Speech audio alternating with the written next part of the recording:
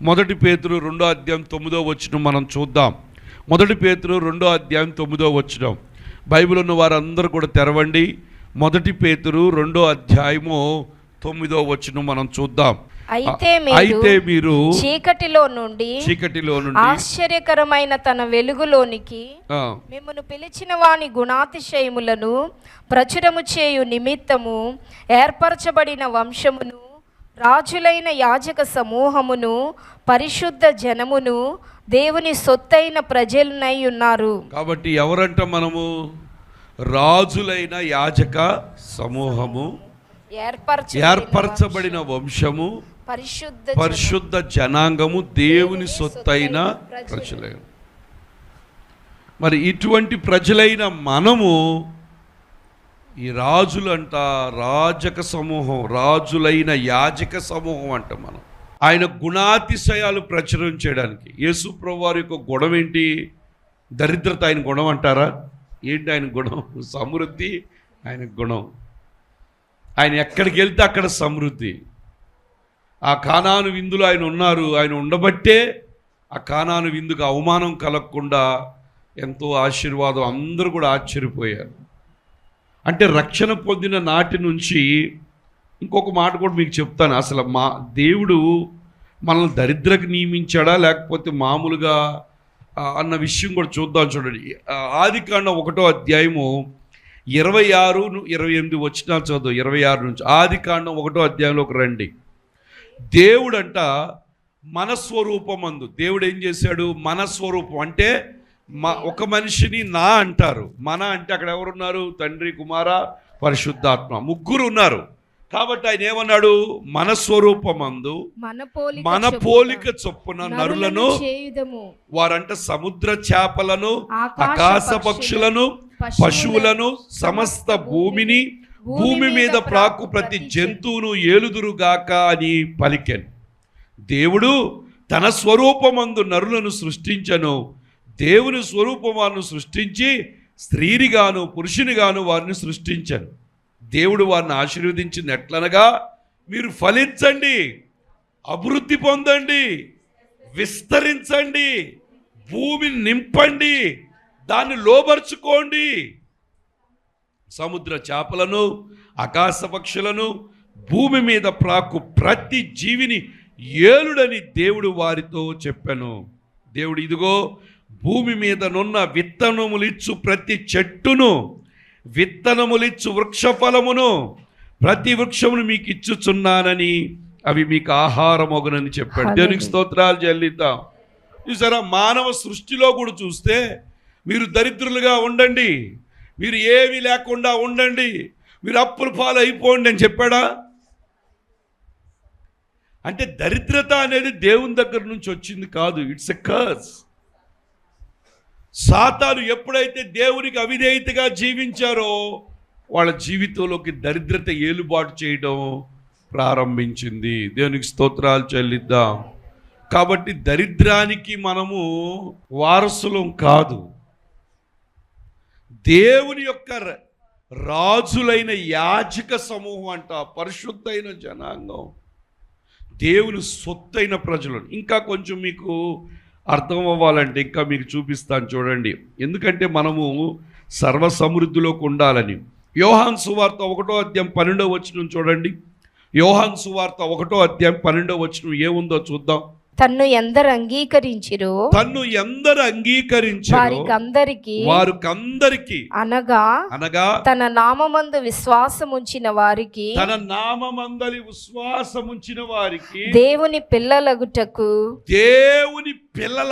ఆయన అధికారము అనుగ్రహించెను. పక్కవారితో చెప్పండి, ఎవరి మీరు దేవుని పిల్లలండి అని చెప్పండి. దేవుని పిల్లలు ఎక్కడన్నా దరిద్రులుగా ఉంటారా? దేవుని పిల్లలు ఎలా ఉండాలి? దేవుని పిల్లలు ఎలాగ, మీ దేవుడు ఎలాంటి వాడు తెలుసా? ఒకసారి చూడండి, హగ్గై గ్రంథం 2వ అధ్యాయం 8వ వచనం చూడండి ఒకసారి. మీ దేవుడు ఎవరో, మీ తండ్రి ఎవరో మీకు అర్థం అవుద్ది. హగ్గై గ్రంథం 2వ అధ్యాయం 8వ వచనం. హూ ఈజ్ యువర్ ఫాదర్ అనేది మీకు తెలుస్తుంది. హగ్గై గ్రంథం 2వ అధ్యాయం 8వ వచనం చూడండి. వెండి నాది. ఎవరిదంట వెండి? ఎవరిదంట? వెండి నాది, బంగారు నాది, ఇదే సైన్యములకు అధిపతియగు యెహోవా వాక్కు. మీ తండ్రి ఏం చెప్తున్నాడు? వెండి ఎవరిదంట? భూమిలో ఉన్న బంగారం అంతా నాదే, వెండి అంతా నాదే, వజ్రాలు వైడూర్యాలు మొత్తం నాయే. మీ తండ్రి ఆయన యొక్క పిల్లలు మీరు. దేవునికి స్తోత్రాలు చెల్లిద్దాం. పక్క వాళ్ళు చెప్పండి, ఆ తండ్రి పిల్లను నేను అని చెప్పండి, కుమార్తెను అని చెప్పండి, పిల్లను అనకన్నా. కాబట్టి మీ తండ్రికి అంత ఆస్తి ఉంటే మీరు ఎందుకు దరిద్రులుగా ఉంటారు? ఉంటారా ఎవరన్నా? కాబట్టి దరిద్రత దేవుని సొత్తు కాదు, దరిద్రత దెయ్యం సొత్తు. నిన్ను అన్యాయంగా దరిద్రులుగా ఆ దరిద్రపు మైండ్లో పెట్టేశాడు. లేదు లేదు లేదనే స్వభావం. మనం ఏమీ లేక, అందుకేనంట బలహీనుడు ఏమని చెప్పాలంట, దరిద్రుడు ఏమని చెప్పాలంట. ఎవరు ఏమనుకున్నా సరే నేను ధనవంతుడినే అని చెప్పాలి. దేవునికి స్తోత్రాలు చెల్లింది. అందుకే మీకు చాలాసార్లు చెప్పాను, నేను సేవ ప్రారంభించిన కొత్తలో ఇంట్లోంచి బయటికి వెళ్ళి ఆ వేప చెట్టు దగ్గర ఏంజిల్ హౌస్, పాత ఏంజిల్ హౌస్లో ఉండేవాడిని. ఇప్పుడు మన ఏంజిల్ వాళ్ళు స్వీట్లు తయారు చేస్తున్నారు అక్కడ.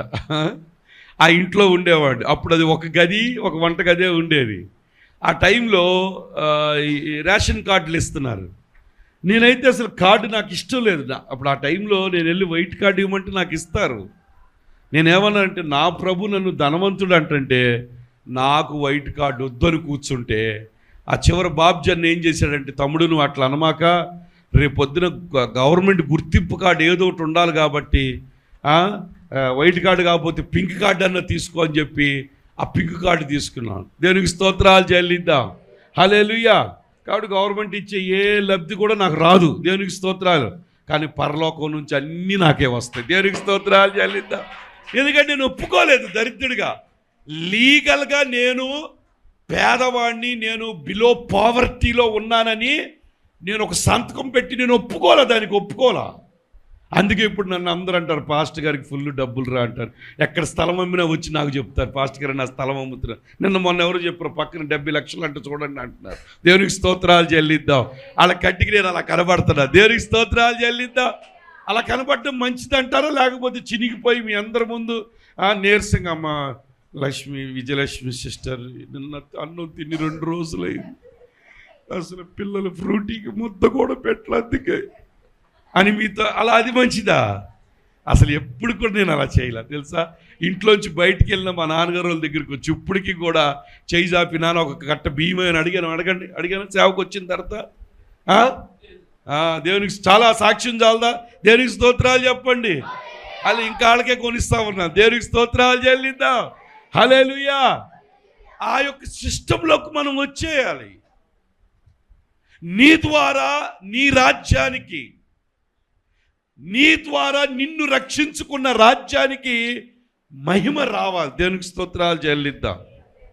నేను సేవకు వచ్చిన కొత్తలో మా అమ్మగారు వాళ్ళు బంధువులు అందరూ ఏం చెప్పారంటే, సేవ చాలా కష్టం, పాత రోజుల్లో సేవ చేసిన వాళ్ళకి తిండి కూడా లేవు, బట్టలు కూడా లేవు అంట, ఒక జత బట్టలు ఆరే వరకు నీళ్ళల్లో ఉండి ఆరినా కట్టుకుని సేవ చేశారంట పిఎం సామేల్ గారు అట్లాంటి వాళ్ళు అందరూ అని చెప్తుంటే నా మైండ్ ఫ్రేమ్ని ఏం చేశారు, అలా తయారు చేశారు. ఏమని, నువ్వు సేవలోకి వెళ్తున్నావు, నీకు తిండి ఉండదు, నీకు బట్టలు ఉండవు, ఇవన్నీ చెప్పారు. ఇంకా అప్పుడు ఫస్ట్ సేవలో 2004లో ఫస్ట్ చందా 15 రూపాయలు 14 రూపాయలు వచ్చింది. అప్పుడు ఫ్రూటీ నెట్కిన్సన్లో వేసాం. అప్పుడు ఇడ్లీ రూపాయే ఉండేది. ఇప్పుడు ఇడ్లీ అంటే 50 రూపాయలు అయిపోయింది అనుకోండి, 2 ఇడ్లీ. అప్పుడు 2 రూపాయలకి 2 ఇడ్లీ వచ్చేది. ఆ పిల్లల్ని తీసుకెళ్ళి ఆ 2 ఇడ్లీ, అమ్మో నేను బయటికి వెళ్ళి ఏదైనా సోడా తాగాలన్నా, అమ్మో ఈ 2 రూపాయలు ఉంటే ఫ్రూటీకి డబ్బులు, ఇడ్లీ వస్తుంది రేపు అని చెప్పి అంత పిసినారిలాగా పిసినితనం అయిపోయాను అనమాట. మామూలుగా కంజూస్ అంటారు, లేకపోతే అంత దారుణ పరిస్థితిలోకి వెళ్ళిపోయా. సరే ఒకరోజు ఏం చేసి, అంటే అప్పుడున్న పరిస్థితిని బట్టి అలాగ ఉన్నాను. ఒకరోజు ఏం చేశానంటే, ఒక టీవీలో దేవుని వాక్యం వస్తుంది. దైవ సేవకులు మైల్స్ మొన్రో అని బహామాస్లో ఒక మంచి బైబిల్ టీచరు, ఆయన కూర్చోబెట్టి బెన్నీహిన్ దైవ సేవకుడు ఏం చేస్తాడు, ఇంటర్వ్యూ చేస్తున్నాడు. అడుగుతుంటే ఆయన నేను అది చూస్తూ ఉంటే ఆ మైల్స్ మొన్రో అన్న దైవ సేవకుడు ఏమని చెప్పాడంటే, రక్షణ పొందిన ప్రతి వారు మనం అందరం కూడా పరలోకపు రాయబారులం మనం. దేవునికి స్తోత్రాలు చెల్లిద్దాం. పక్క వారితో చెప్పండి, మీరు పరలోకపు రాయబారులు అని చెప్పండి. రాయబారి అంటే అర్థం ఏంటంటే అంబాసిడర్ అంటారు ఇంగ్లీష్లో, తెలుగులో రాయబారి అంటారు. రాయబారి అంటే ఆ దేశానికి ఈ దేశానికి సత్సంబంధాలు, ఆ దేశానికి ఈ దేశానికి వాణిజ్యపరంగా దౌత్యపరంగా అన్నిట్లో కూడా సత్సంబంధాలు కలిగించడానికి ఈ దేశ సంబంధించినప్పుడు మన దేశ సంబంధించిన ఒక రాయబారి ప్రపంచంలో ఉన్న దేశాలందరిలో కూడా ఒక్కొక్క రాయబారి ఉంటారనమాట. దేవునికి స్తోత్రాలు చెల్లిద్దాం. ఇప్పుడు అమెరికాలో మన ఇండియా రాయబారి ఉన్నాడు అనుకోండి, మన ఇండియా డబ్బులు తక్కువ, వాళ్ళ రూపాయి వచ్చి ఇండియా 80 రూపాయలు. మనం అక్కడ ఏదైనా కొనుక్కోవాలంటే 80 రూపాయలు చెల్లించి డ్రింక్ కొనుక్కోవాలి. అర్థమైందా? కాబట్టి డబ్బులు ఎక్కువ. అట్లని మన భారతదేశం ఆయన వివరిస్తూ ఉన్నాడు ఇలాగా. ఇప్పుడు ఒకవేళ మన భారతదేశ రాయబారి అమెరికా దేశంలో ఉన్నప్పుడు మన దేశం వాళ్ళు ఆయనకి ఫోన్ చేసి, అయ్యా మనకు డబ్బులు తక్కువ, మన కరెన్సీ రేటు తక్కువ, మన పేద దేశం, అదంటే గొప్ప దేశం కాబట్టి నువ్వు రోజు గంజే తాగు, ఇదిగో జాగ్రత్తగా వాడుకో, నీ పిల్లలకు పెద్ద స్కూల్లో వేయమాక, చదివించలేము అని చెప్పొద్దు ఎప్పుడన్నా. మన భారతదేశం ప్రాణం పోయినా చెప్పదు, ఎందుకంటే భారతదేశానికి అవమానం వచ్చుద్ది. కాబట్టి ఒకవేళ మన దేశ రాయబారి అమెరికా దేశంలో ఉంటే ఆ దేశముకు తగ్గట్టుగా, ఆ దేశానికి తగ్గట్టు స్థాయిలోనే ఇంట్లో ఉంచుతారు. ఆ దేశ తగ్గట్లుగానే అక్కడ ఆయనకు కారు కొనిస్తారు. ఆ కారుకు కావాల్సిన బిల్స్ అన్ని కడతారు, పిల్లల చదువులకు కడతారు. ఎందుకంటే ఎంత తగ్గిపోతే మన దేశానికి ఏమొచ్చుద్ది? అవమానం వచ్చుద్ది. దేవునికి స్తోత్రాలు చెల్లిద్దాం. పేద దేశురాన్ని చులకనగా చూస్తారు. కాబట్టి ఎంత తక్కువైనప్పటికీ కూడా అక్కడ ఉన్నప్పటికీ ఆ దేశ స్థాయిలోనే మన రాయబారిని ఉంచుతారు. దేవునికి స్తోత్రాలు చెల్లిద్దాం. హల్లెలూయా. ఆయన ఆ మాట చెప్తూ ఉండగానే ఒక్కసారి నా బుర్రలో చిన్న ప్రకాశవంతమైన వెలుగు వచ్చింది. ఏమని? నేను ఏ దేశపు రాయబారిని? ఈ లోకంలో ఉన్న ఒక దేశ రాయబారినే వాళ్ళు ఆ స్థితిలో ఉంచితే పరలోకపు రాయబారిని అయినప్పుడు నా దేవుడు నన్ను వదిలిపెడతాడా? వదిలిపెట్టడని ఆ రోజు బుర్ర వికసించింది. ఇప్పటి వరకు ఆ బుర్ర అలాగే కొనసాగుతుంది. ఎక్కడ ఒకప్పుడు లేదని మీలో చాలామంది తేరని తిట్టించుకుంటారేమో భర్తలు, ఇక్కడ మాత్రం ఎక్కువ తెచ్చి తిట్టించుకుంటున్నాను నేను. దేవునికి స్తోత్రాలు చెల్లిద్దాం. అడగండి పాస్టర్ గారు, రోజు అంతే, ఎక్కడ పెడతావు, ఏం చేస్తావు? ఏది కొన్నా పెద్దదే కొనాలి. ఎందుకంటే నాకు అనిపించింది, నేను ఎవరో ఇక్కడ ఈ దేశంలో లోకంలో ఎవరి తరపున ఎవరిని రిప్రజెంట్ చేస్తూ తిరుగుతున్నాను నేను? సర్వశక్తి కలిగిన, జీవము కలిగిన, వెండి నాదే, బంగారం నాదే అని చెప్పిన నా దేవుని నేను తిరుగుతున్నాను. కాబట్టి నా బ్రతుకు విధానము, నా మాటలు అన్నీ కూడా ఎలాగ ఉండాలో తెలుసా? అలాగే ఉండాలి. దేవునికి స్తోత్రాలు చెల్లిద్దాం. అప్పటి నుంచి మారింది, ఇప్పటి వరకు కూడా ఏనాడు కూడా లేదు అన్న విషయం ఎంత మాత్రం కూడా లేదు. దేవునికి స్తోత్రాలు చెల్లిద్దాం. ప్రభు పని కొరకు పేతురు అన్నాడయ్యా, మేము సమస్తాన్ని విడిచిపెట్టి నీ కొరకు అంటే ప్రభు చెప్పారు నోట్లో. లూకాసు వార్త 18లో ఉంది. ఏమనో తెలుసా?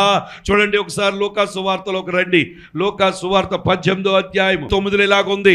ఆయన అన్నాడు, ఆయన యేసయ్య చెప్తున్నాడు, దేవుని రాజ్యము నిమిత్తము ఇంట్లైనను, భార్యలైనను, అన్నదమ్ములైన, తల్లులైన, పిల్లలైన విడిచిపెట్టిన ఎడల యెహోవామందు చాలా రెట్లు పరమనందు నిత్య జీవము పొందకపోవడ నిత్యముగా మీతో నేను చెప్పుచున్నాను. 28 అంటున్నాడు పేతురు, ఇదిగో మేము కూడా కలిగినవి విడిచిపెట్టి నిన్ను వెంబడించితివని చెప్పారు. దేవునికి స్తోత్రాలు చెల్లిద్దాం.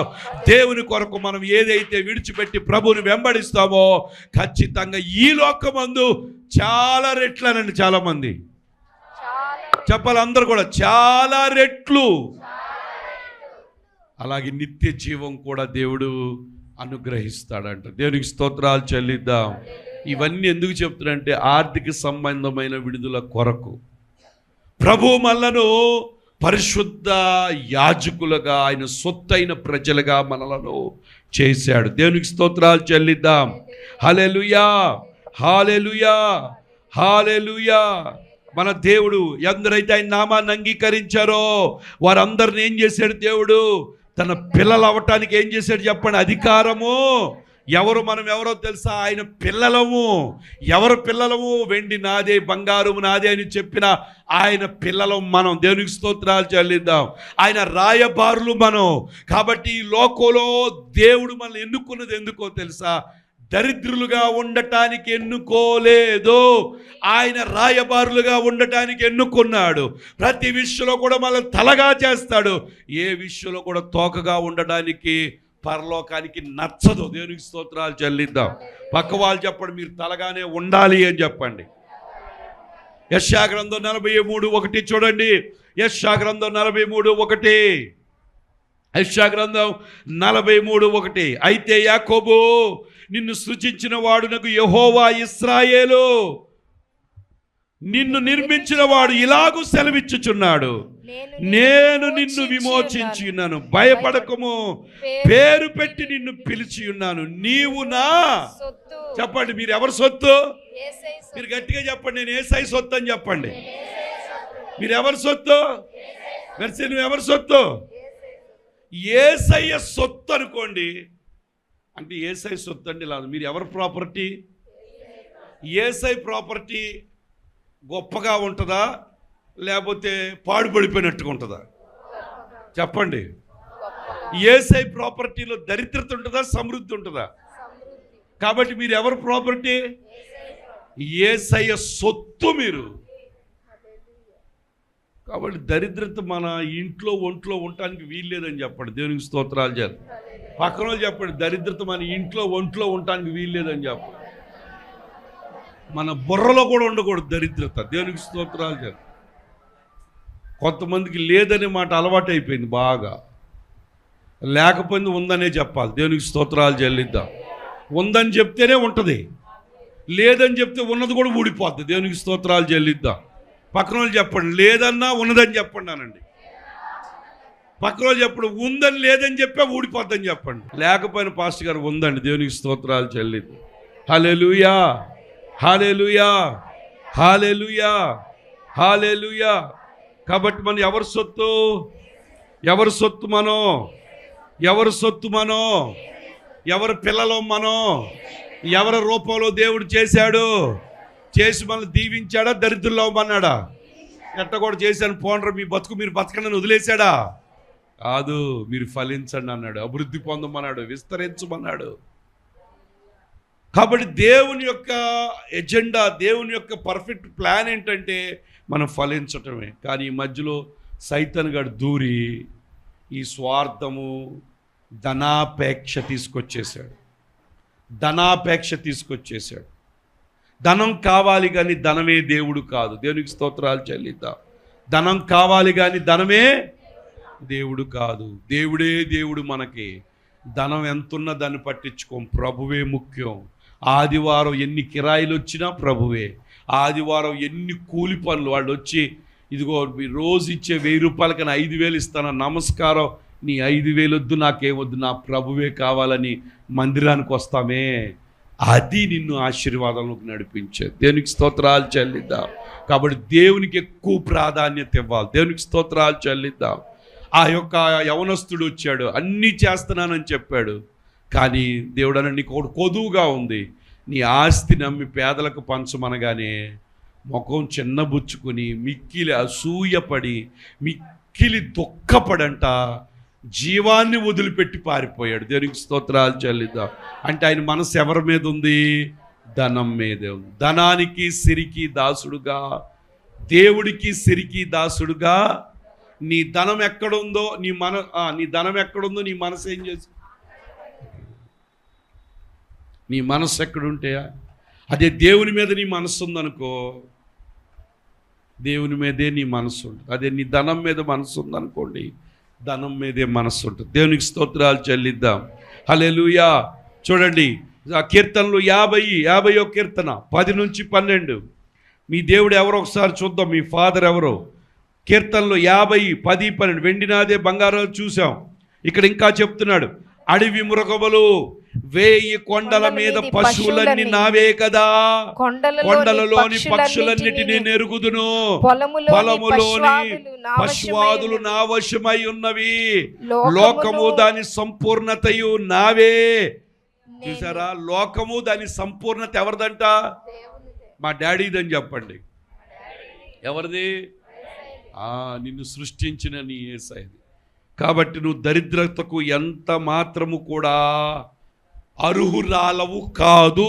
పక్కన చెప్పండి, నేను దరిద్రత, ఇలా చెప్పండి, గుడి మీద చేసుకుని కూర్చాయి, నేను యేసయ్య చేత రక్షింపబడి ఆయన సొత్తుగా మార్చబడి, ఆయన కుమార్తెగా కుమారుడిగా మార్చబడి, ఆయన పరిశుద్ధ జనాంగంగా మార్చబడిన నేను దరిద్రతకు అర్హత నాలో లేదు. కాబట్టి నా దేవుడు సమృద్ధికే నాకు అర్హత ఇచ్చాడు. సమృద్ధికే నేను అర్హురాలను. దరిద్రత నా జీవితంలో లేనే లేదని చెప్పండి. కాబట్టి మనం దరిద్రులుమా ధనవంతులుమా? ఏమో తెలుసా, కొండలలోని పక్షులన్నిటినీ నేను ఎరుగుదును అంటున్నాడు. పక్షే తెలిసిన వాడు నువ్వు తెలియదా? ఆయనకి తెలుసా తెలీదా? దేవునికి స్తోత్రాలు చెప్పండి. దరిద్రులు ఆయనకి తెలియరు. దేవునికి స్తోత్రాలు చెల్లిద్దాం. ఆయన ధనవంతులే తెలుసు ఆయనకి. దేవునికి స్తోత్రాలు చెల్లిద్దాం. ఎందుకంటే దరిద్రులందరూ ఎవరి పార్టీ? సైతాను పార్టీ. దేవుడు తన ఐశ్వర్యము చొప్పునంట క్రీస్తు యేసునందున్న మహిమలో మీ అవసరాలన్నీ తీరుస్తాడు. పరలోకమేమో అవసరాలు తీర్చాలని రెడీగా ఉంటే నీ నోట్లోంచి వచ్చే మాట ఏంటో తెలుసా? పొద్దున్న లెగిసిన కాడ నుంచి నేను దరిద్రుడిని, నాకు లేదు అంటుంటే లేదనేవాడికి ఎవడిస్తాడు? ఎవడని ఇస్తాడా? ఎవడు? దేవునికి స్తోత్రాలు చెల్లిద్దాం. లేదనేవాడు తనకు తానే డోర్ మూసేసుకుంటున్నాడు, తనకు తానే ద్వారాన్ని కట్టేసుకుంటున్నాడు. ద్వారం కట్టబడిన తర్వాత నీళ్లు రావు. ద్వారం విప్పి దేవుడు ఇస్తాడు ఖచ్చితంగా. పంపు తిప్పినా దేవుడి పంపులోంచి నీళ్లు తెప్పిస్తాడు. నా దేవుడికి అసాధ్యమైంది లేదు. నా దేవుడు నన్ను సమృద్ధిలోకి నడిపిస్తాడు. నేను ఆయన పోలికి చొప్పున పుట్టాను. ఆయన సొత్తైన ప్రజలను నేను, ఆయన రాజులైన యాచక సమూహంగా నన్ను చేశాడు. నేను సామాన్యులను కాదు, అసాధారణమైన దేవుణ్ణి నేను ఆరాధిస్తున్నాను. దరిద్రత నా ఇంట్లో, నా ఒంటిలో ఉండటానికి వీల్లేదు. నేను ధనవంతుడే అనే దమ్ము మీకుందా? ఉంటే దేవుని స్తోత్రాలు చెప్పండి. 2 చేతులు పైకెత్తి నేను దరిద్రుడు కాదు ధనవంతుడు అని చెప్పండి. హల్లెలూయా, హల్లెలూయా, హల్లెలూయా. మొదటి స్టెప్ నోటితో చెప్పాలి. దేవునికి స్తోత్రాలు చెల్లిద్దాం. మీకు ఆకలేసింది, మంచి ఐలాపురం హోటల్కి వెళ్ళారు, కూర్చున్నారు, నోరు తెరవట్ల. టిఫిన్ వస్తుందా మీ దగ్గరికి? పాపం ఆ టిఫిన్ ఆర్డర్ తీసుకున్నాడు, వచ్చి నుంచున్నాడు. సార్ ఏం కావాలన్నాడు, నోరు తెరవట్ల. పాపం వీళ్ళకి మాట రాదని మోగోడన్నాడు, సైక్ చేస్తున్నాడు, సైక్ చేసినా నోరు తెరవట్ల. ఎన్ని సంవత్సరాలైనా టిఫిన్ నీ దగ్గరికి వచ్చిద్దా? టిఫిన్ రావాలంటే ఏం చేయాలి? నోరు తెరిచి ఏం చెప్పాలి? నీకు ఉప్మా పెసరట్టో లేకపోతే స్పెషల్ ఏం దోశ, అది రవ్వ దోశ మొత్తం వేస్తాడు. ఏం వేస్తాడు? జీడిపప్పు అన్నీ వేసి ఇస్తాడు అన్నమాట. చాలా బాగుంటుంది. ఇప్పుడు నిలిచి తినండి, 100 రూపాయలు. దేవునికి స్తోత్రాలు చెల్లిద్దాం. పైన వెన్నేస్తాడు చక్కగా, చాలా బాగుంటుంది. ఇప్పుడు నిలిచి తినండి. నోరు తెరిస్తేనే ఏమవుతుంది? వస్తుంది. ఇప్పుడు అందరూ నోరు అంటారు. అనవసరంగా మీకు చెప్పాను. కడుపులోంచి నరాలు కుయ్యి అంటారు, అన్ని ఊరుతున్నాయి, రసాలు ఊరుతుంటాయి. దేవుని స్తోత్రాలు చెల్లిద్దాం. హల్లెలూయా, హల్లెలూయా. నోరు తెరిస్తేనే ఏదైనా సరే. పిల్లవందే అడగంది అమ్మాయినా అన్నా, ఏమన్నా అమ్మ ఆకలేస్తుందంటే పెడతా. అంతేగాని అడక్కోకుండా నువ్వు మంచి అమ్మవు కాదు, నువ్వు నన్ను ఎందుకు కన్నావు, ఎందుకు వండుకుంటున్నావు, మీ ఇద్దరు కూర్చుని తింటాగా నన్ను, ఇలాంటిది రైట్ కాదు. నువ్వేం చేయాలి? అడగాలి. అట్లాగే ప్రభు సన్నిధిలో కూడా మనం కన్ఫెస్ చేయాలి. ఏమన్నా తెలుసా? నేను దరిద్రుణ్ణి కాదు, నేను ఎవరో తెలుసా? ధనవంతుడిని. నేను ధనవంతుడిని. నా ప్రభు అంటే ఆర్థిక సంబంధమైన విడుదల రావడానికి ముందు మైండ్ సెట్ అవ్వాలి. నేను ధనవంతుడు, దేవుడు నన్ను దరిద్రతకు ఉంచలేదు. ఎందుకో తెలుసా? ఎవరిని వచ్చారు, ఏంటమ్మా నువ్వు కూర్చున్నా కానీ ఇప్పుడు మీరు రాని అమ్మ ఇంటికి వెళ్ళిన కాడి నుంచి కూర్చొని నేను ధనవంతురాలు అల్లుడు అన్నాడు సైలెంట్గా. ఇవే మీ అమ్మ దగ్గర డబ్బులు ఉన్నాయి అనుకుంటా, కూర్చున్నా కాడి నుంచి ధనవంతురాలు అంటుంది. పిలిచి అత్తయ్య ఉన్న డబ్బులు, అయ్యా డబ్బులు ఏమి లేవు, ఇవాళే వాక్యం చెప్పారు, ధనవంతులు అనమన్నా, వస్తే మాత్రం నీకు ఇస్తాలే అని చెప్పుద్దేవు. దేవునికి స్తోత్రాలు చెల్లిద్దాం. హల్లెలూయా. ధనవంతురాలు పిలుస్తున్నప్పుడు ఖచ్చితంగా నీ మాటకి లేదు, లోబడికి వచ్చి నీ పరిస్థితి మారటం ప్రారంభిస్తుంది. దేవునికి స్తోత్రాలు చెల్లిద్దాం. కష్టపడటానికి నువ్వు ప్రయత్నిస్తావు, అది కూడా చూపిస్తాను. దేవునికి స్తోత్రాలు చెల్లిద్దాం. హల్లెలూయా, హల్లెలూయా. ఎందుకో తెలుసా, మీరు దేవుని సొత్తు అయిన ప్రజలు. దేవుడు తన పోలిక చొప్పున మిమ్మల్ని చేసుకున్నాడు.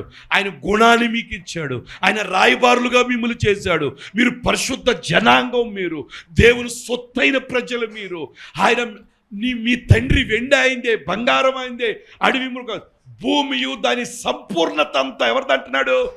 నాదే అంటున్నాడు. కాబట్టి మీ డాడీ దగ్గర ఎంత ఉందో మీకు తెలియదు. దేవునికి స్తోత్రాలు చెల్లిద్దాం. హల్లెలూయా, హల్లెలూయా, హల్లెలూయా.